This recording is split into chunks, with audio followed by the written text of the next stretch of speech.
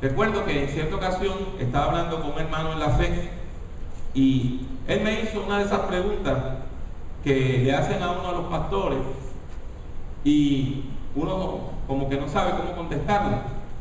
Él me dice: hermano Pablo, ¿por qué el Nuevo Testamento tiene 4 evangelios en vez de tener uno nada más? ¿Por qué se narra la historia de Jesús en 4 ocasiones distintas? Y esa pregunta es importantísima para la cristiandad. Es importantísima porque la existencia de 4 versiones distintas de la vida de Jesús causa problemas para la iglesia. Causa problemas para la iglesia. Mucha gente cuestiona la veracidad de los evangelios porque las historias aparecen y hay pequeñas discrepancias de una a la otra. La iglesia antigua trató de solucionar eso haciendo un documento que se llamaba La Armonía de los 4 Evangelios. Y usted todavía puede ir a algunas librerías y encontrar de esos libros. Y las armonías de los 4 Evangelios lo que hacían era que ponían toda la historia de los 4 Evangelios en un solo libro, en orden cronológico. Sin embargo, la iglesia rechazó esa vía y decidió dejar los 4 documentos aparte, de manera que la iglesia pudiera estudiarlos y encontrar allí palabra de Dios. Y uno se pregunta entonces por qué la iglesia decidió eso. Pues mire, la iglesia decidió mantener los 4 evangelios precisamente porque son distintos. En la sabiduría de Dios, el Señor permitió que el liderazgo de la iglesia reconociera que cada ser humano entiende la realidad desde su propia perspectiva. Usted ve las cosas distintas a la manera como yo las veo. Cada cual lee la realidad desde una manera distinta y desde un punto de vista diferente. Y por eso los discípulos de Jesús reaccionan de diversas maneras ante Jesús y reaccionan de diversas maneras también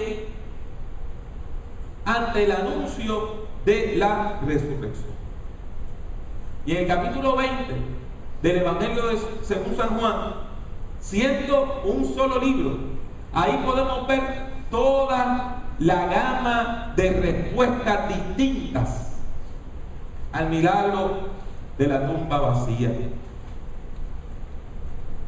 En primer lugar encontramos a un grupo de mujeres y ellas llegan al sepulcro vacío el domingo en la mañana y reaccionan con fe. La tumba vacía trae a su memoria las enseñanzas de Jesús sobre su propia muerte. Y con temor y gran gozo, con esa mezcla de miedo y alegría, estas mujeres corren a compartir la buena noticia de que Cristo Jesús ha resucitado. Y esa es la piedra angular del mensaje evangélico hasta el día de hoy. 2 personajes más fueron Pedro y Juan. Ellos corren al sepulcro y aunque Juan llega primero, no entra a la tumba, porque cuando usted entraba en una tumba se contaminaba ritualmente, se volvía impuro. Pero Pedro, siendo impulsivo, entra y encuentra el lienzo de Jesús, la mortaja en la cual él estaba envuelto, vacía, pero no estaba abierta. Eso es lo que deja entender el griego, que es como si se hubiese vaciado sin que nadie la abriera. Otra persona que reacciona al mensaje de la resurrección es María la de Magdala, María la Magdalena. Cuando ella ve el sepulcro vacío, dice: aquí hay evidencia de un crimen. Hoy me imagino que Magdalena hubiese sido fiscal o algo así, porque inmediatamente lo que se le va a la mente es que aquí se cometió un crimen, han robado el cuerpo de Jesús, y ella empieza a buscar quién ha robado el cuerpo de Jesús para desacrarlo. El dolor la invade y el dolor es tan grande, pensando la poca vergüenza que le iban a hacer al cadáver de Jesús, que ella no puede reconocer a Jesús cuando viene a su encuentro. Lo confunde con el jardinero, sí, con el encargado de la huerta, y le acusa de él haber desacrado la tumba, y hasta le ofrece dinero para que le muestre dónde ha colocado el cuerpo de Jesús. Y no es hasta que Jesús grita su nombre que ella lo reconoce. Y finalmente encontramos al resto de los discípulos que se resistían a creer el testimonio de las mujeres. Ellos no tenían la habilidad de creer, se resistían a creer. Ellos tomaron con un grano de sal el testimonio de Pedro, de Juan y del resto de las mujeres. Aunque habían escuchado el mensaje de la resurrección, no se hacía una realidad en sus vidas. Cuando indica que los discípulos se encontraban encerrados y escondidos, todavía 3 días después del asesinato de Jesús. Tenían miedo, pensaban que iban a ser arrestados y que quizá iban a ser crucificados igual que Jesús. Temían sufrir la misma suerte de su maestro. Y es precisamente cuando están a puerta cerrada,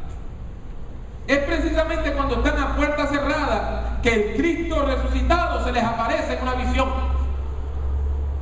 Jesús sabía que sus discípulos necesitaban tener una experiencia personal con lo divino, una experiencia que les ayudara a ser transformados.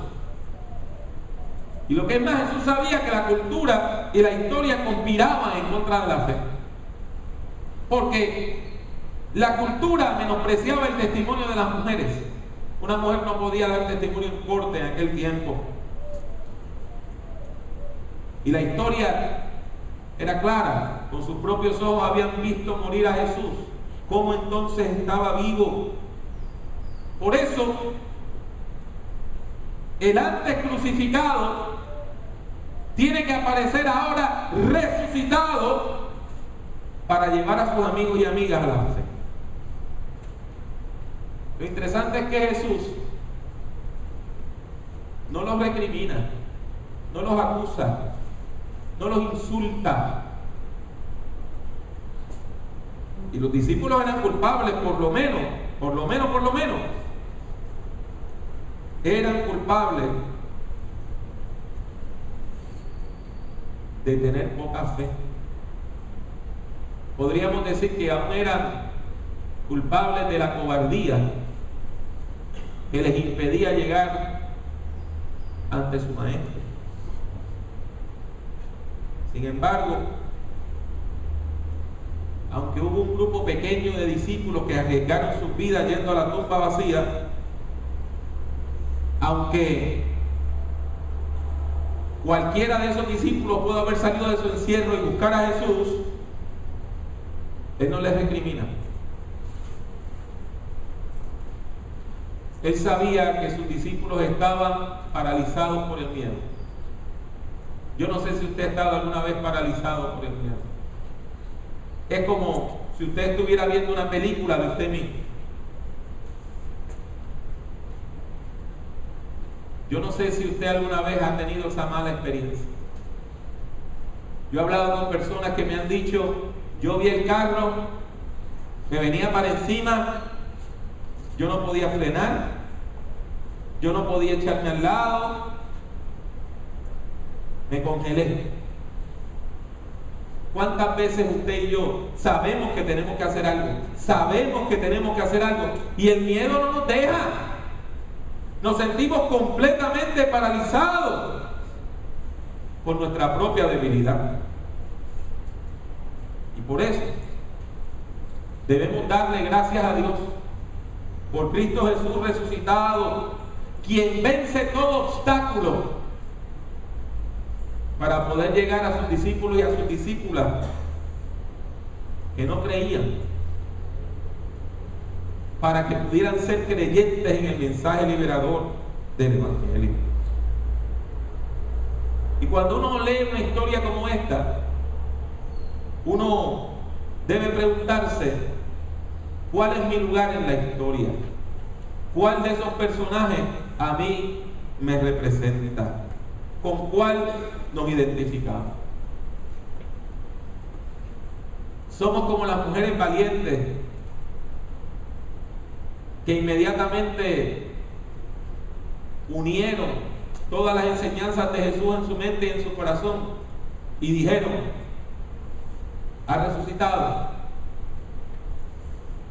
Somos como Juan, que llega ante el momento del milagro, pero no se atreve a dar el último paso.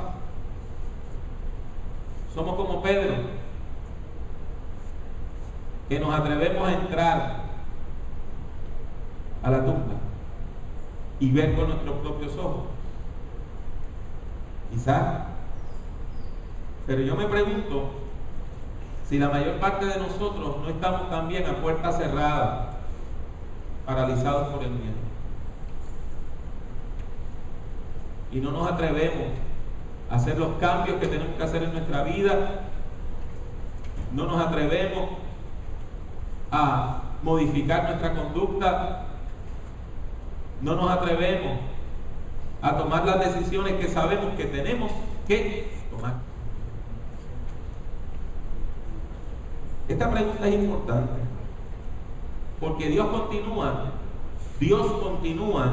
hablándole a la humanidad. Dios continúa revelando el mensaje liberador del Evangelio de Jesucristo. Dios continúa revelando su carácter y su santa voluntad a la humanidad. El Cristo resucitado está presente en nuestro mundo. La presencia de Cristo está aquí, en nuestra tierra.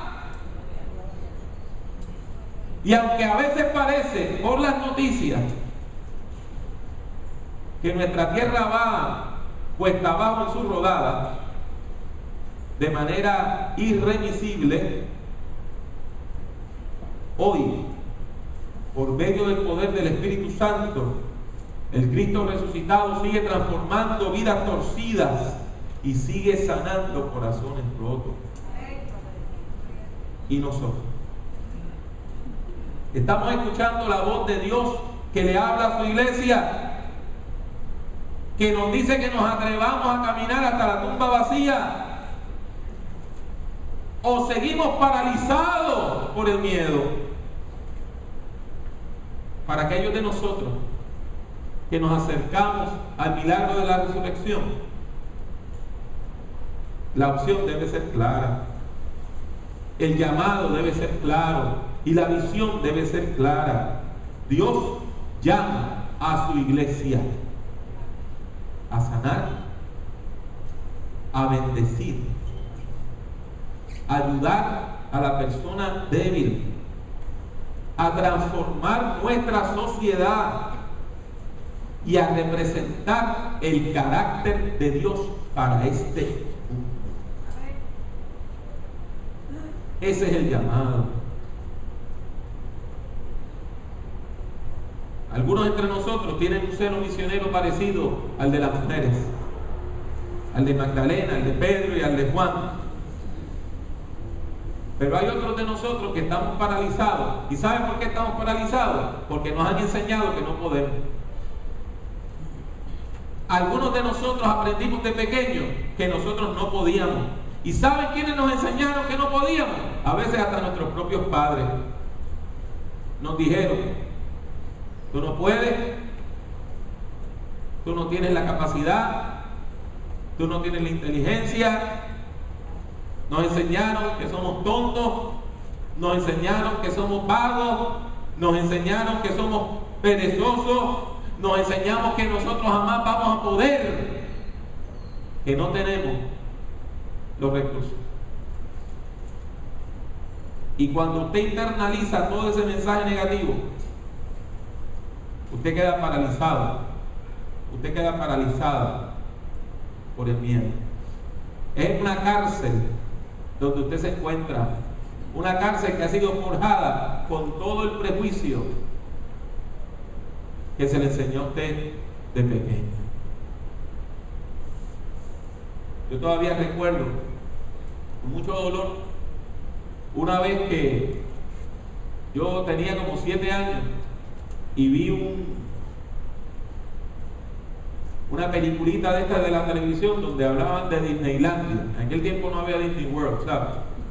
Estoy hablando hace muchos años atrás. Y yo recuerdo decirle a un tío mío, yo quisiera ir ahí. Y él me respondió, tú jamás vas a poder llegar a ese sitio, eso queda al otro lado del mundo. Eso no es para gente como nosotros, jamás vas a llegar allí. ¿Y cuántas veces nosotros le hemos hecho eso mismo a nuestros seres queridos? ¿Cuántas veces nos lo hicieron a nosotros? Diciendo, tú no puedes, tú no puedes, tú no puedes. En esta hora, Cristo Jesús quiere romper esa cárcel y llegar ante ti. Cristo Jesús quiere aparecerse ahí donde tú estás a puerta cerrada para tomar todo tu miedo, todo tu temor y echarlo fuera.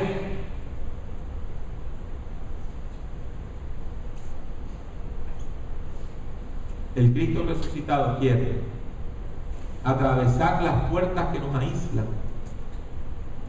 y que nos separan, hacerse presente en medio de nuestro dolor, de nuestro temor y de nuestro sufrimiento y decirnos, paz, recibe la paz.